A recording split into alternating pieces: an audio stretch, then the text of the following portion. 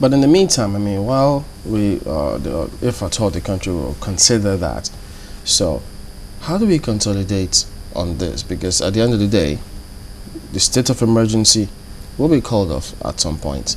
So can we actually consolidate on the gains of that state of emergency as the security agencies are presently constituted? Oh yes, we can.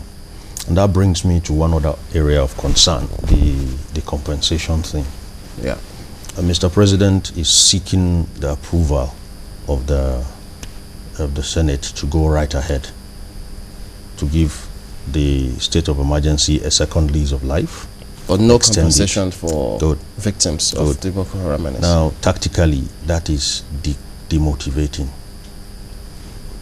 You see that JTF, those young Nigerians, those patriots who have risked so much to come out and support the troops, they do not operate in isolation.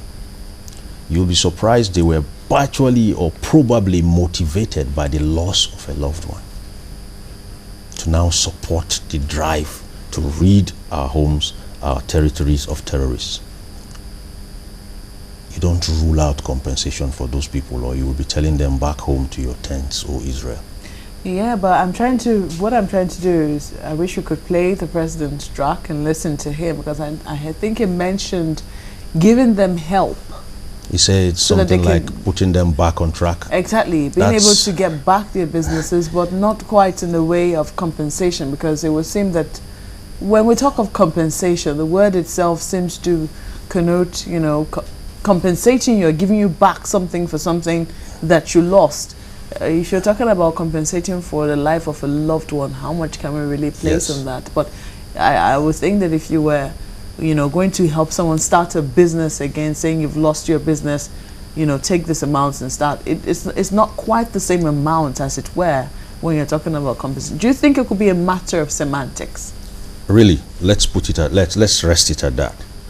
Compensation is not necessarily about naira and kobo. There is nothing that can really compensate for a lost life. But then, as we said, it's a matter of semantics now.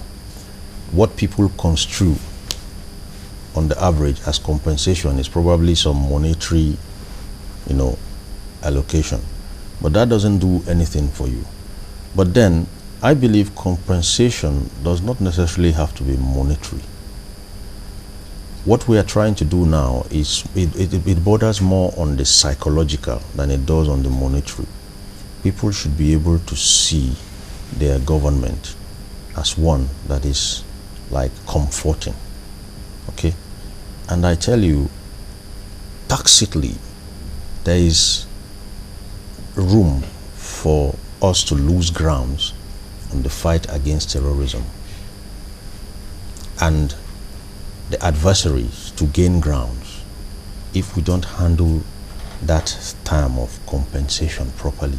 Because if I remember properly, he did say that his government is favorably disposed to suggestions from the committee members concerning how they can assist the victims get back on track. Yes, indeed. So that is where perhaps this can come in. Now, how they can assist the victims get back on track, I'll tell you why it won't go down well with many, and why a lot of people are already saying no, compensate them. We do not have a political history of a leadership that keeps its word. Okay? Think ASU strike. Something happened in the past. Someone endorsed it. And somewhere along the line they said, no, we couldn't have said this. That's why people will tend to take what they can now. They'll rather take the tangible than rely on the abstract. So what exactly do you mean by back on track? And don't forget, while they are meddling with that, it's going to affect the levels of cooperation you're going to be seeing.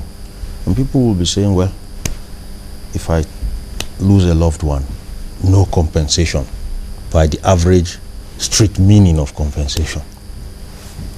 And probably our adversaries will be saying, well, we told you they should be out. We are government. So we need to handle it properly. Very, very properly, talking from the security perspective. Because one wrong word one wrong phrase can sway the followership. And it means that there will always be a party out there waiting to see what advantage they can get. Exploit the status quo. Okay, we have people doing things, jumping on the Boko Haram bus. If you look at the situation in particularly Yobe and Borno, you will see a departure from the normal modus operandi of the Boko Haram. Okay, we are creatures of habit. Okay, human beings are creatures of habit. If you look long enough, you'll be able to see a trend in the way an organization, a group, or a person does things. No matter how thin it is. Yes. They were not known for going in to do pockets of jobs and kill wedding couple on their way to marriage. No. They were known for just putting a bomb somewhere. Very strategic. It goes off, and that is it. Does this suggest frustration? It suggests quite a number of things. It could mean they are receding. It could mean there is a faction. It also underscores what we know about Shekau. Okay, the Boko Haram, permit me to say, are not as robust as they were pre the announcement of Shekau's demise. That is good news for us. That is room for us to exploit, wave an olive branch at them while consolidating what we have. And while we are at that, we will not demotivate the local populace by saying we're ruling out compensation. Their understanding of that is different from what me and you understand. Just as Maupe said, it could be a semantic thing. But I thought that someone that said that, look, this fight against this insurgent group is a fight against an ideology and not necessarily individuals. So how do we reconcile that? If they say it's an ideology, and then if they're not as robust as pre the announcement of his death, what happens thereafter? Yes, indeed. If you look at it, you discover that the Boko Haram itself has actually been able to do so much damage that it's probably been called one of the deadliest. But to date, you find it very difficult to actually place them. No doubt they're a terrorist cell. And they say, okay, they want Nigeria to become a Muslim state. So if you want it to become a Muslim state, why attack mosques? Why kill Muslims, prominent Muslims? What exactly is it? Okay, fine. If you are religious, where does the UN come in? I guess probably the only place they haven't bombed before the state of emergency was declared were probably the cemetery. But they bombed about everywhere. Buses, school children, everybody's. So what exactly is your focus? Yeah, exactly. All right. It will be interesting to see how this eventually turns out. And we have to thank you for coming on. The retired Captain Umar Ali, the security consultant. You're welcome.